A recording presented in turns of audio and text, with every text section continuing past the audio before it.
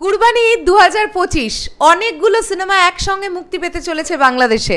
Megastar Shakib খানের তাণ্ডব তো আছেই, তার সঙ্গে আরও অনেকগুলো সিনেমা একই সাথে আসছে।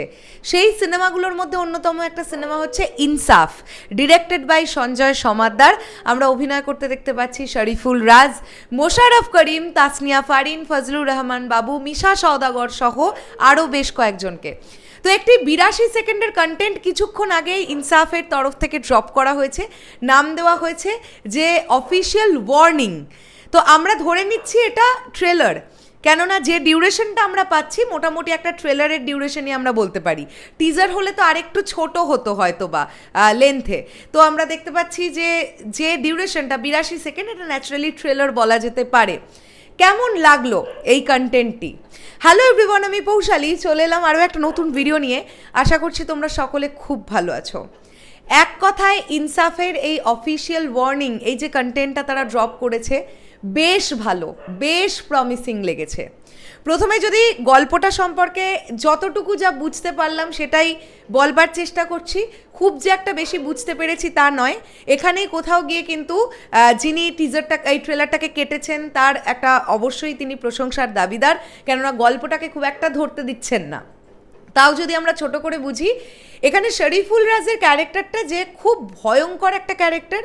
সে একটা সময় ঢাকাতে একদম রাজ করত, প্রচুর ক্রাইম করত, তারপরে সে বেশ কিছু বছরের জন্যে উধাও হয়ে যায়।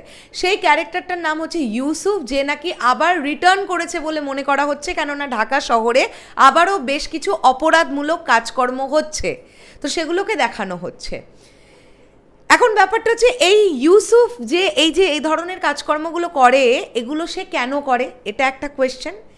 আবার এখানে ফজলুর রহমান বাবুর চরিত্রটাকে দেখতে পাওয়া যাচ্ছে একটা জায়গায়, যার গলায় জুতোর মালা পরিয়ে তাকে দাঁড় করিয়ে দেওয়া হয়েছে, এবং তার পরবর্তী সময়ে একটা শটে দেখতে পাওয়া যাচ্ছে যে একটি কবরের ওপরে শুয়ে মোস্ট প্রবাবলি শরীফুল রাজ কাঁদছেন। তাহলে কি কোথাও গিয়ে এরকমটা হতে পারে ফজলুর রহমান বাবু শরীফুল রাজের বাবা? আমি জানি না। এটা তো একটা রিভেঞ্জ ড্রামা, এটা বুঝতে পারছি, এবং এই পুরো ব্যাপারটাকে ইনভেস্টিগেশন করবে, মানে পুরো কেসটাকে রিওপেন করতে চাইছে তাসনিয়া ফারিনের ক্যারেক্টারটা। এই ছবিতে মিশা সওদাগরও ভীষণ ইম্পর্টেন্ট একটা ক্যারেক্টার প্লে করছেন। মোশাররফ করিম এই ছবির ভিলেন, যার জাস্ট একটা লাইনের একটা ডায়লগ একদম হৃদয়কে ছুঁয়ে যাচ্ছে, যে আমি অমানুষ মারি না, মানুষ মারি। যেভাবে ব্যাপারটাকে দেখানো হয়েছে এবং উনি যেভাবে ডায়লগ ডেলিভারি করছেন, ফ্যান্টাস্টিক লাগছে। তো গল্প নিয়ে যে খুব বেশি বুঝতে পেরেছি তা কিন্তু নয়। এবার এক একটা করে পজিটিভ দিকে আসি। প্রথমে অভিনয় নিয়ে বলি, শরীফুল রাজ ভীষণ ভালো একজন অ্যাক্টর, এবং আমার কোথাও গিয়ে মনে হয় ইনসাফ ছবিতে তিনি তার অভিনয় সত্তার বড় করে একটা ছাপ রেখে যাবেন। এবং অ্যাকশন সিকোয়েন্সগুলো যেভাবে তিনি করছেন, যতটুকু যা দেখানো হয়েছে, দেখো অনেকেই বলতে পারে এখান থেকে ইন্সপায়ার্ড, ওখান থেকে ইন্সপায়ার্ড। আমি বলি ভাই, বেশ করেছে। একজন ডিরেক্টর যদি অন্য কোনো সিনেমা থেকে ইন্সপায়ার্ড হন, সেখানে কোনো অপরাধ নেই। এখন ব্যাপারটা হচ্ছে তিনি ইন্সপায়ার্ড হয়ে কতটা ভালোভাবে বানাতে পারছেন, সেটা হচ্ছে দেখবার ব্যাপার। তো এখানে শরীফুল রাজের ক্যারেক্টারটা যেভাবে নিজেকে পোর্ট্রে করছেন, বেশ প্রমিসিং লাগছে তাকে, তার ডায়লগ ডেলিভারি, অ্যাকশন সিকোয়েন্সগুলো সবটা। আচ্ছা, এখানে মোশাররফ করিমজির কথা আমি আগেই বললাম।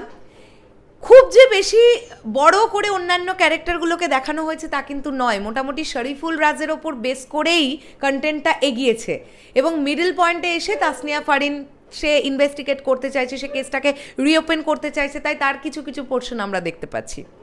তো আমার মনে হয় প্রত্যেকে খুব ভালো একটা পারফরমেন্স দেবেন এই ছবিতে। সেকেন্ড যেটা পজিটিভ দিক লেগেছে সেটা হচ্ছে সিনেম্যাটোগ্রাফি।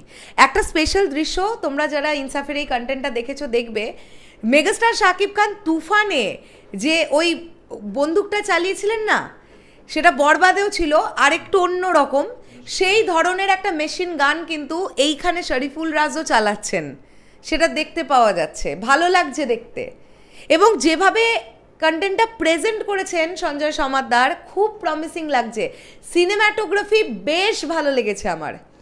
কালার টোন নিয়ে যদি কথা বলি, একদম ডার্ক শেড একটা কালার টোন, কোথাও কোথাও কখনো কখনো একদম গ্রিন শেডের কালার টোন ইউজ করা হয়েছে, মানে পুরো ডার্ক টোনের ওপর দিয়েই পুরো ব্যাপারটা যাচ্ছে। কেননা সিনেমার গল্পটাই একদম মানে খুব একটা পজিটিভ কিছু তো নয়, ইন দ্য সেন্স অ্যাকশন হচ্ছে, রিভেঞ্জের গল্প হচ্ছে, এটা ওটা চলছে, তো একটা ডার্ক শেডের গল্প মোস্ট প্রবাবলি, তাই ডার্ক টোনের ওপরই থ্রু আউট কন্টেন্টটা গেছে, যেটা দেখতে বেশ ভালো লাগছে।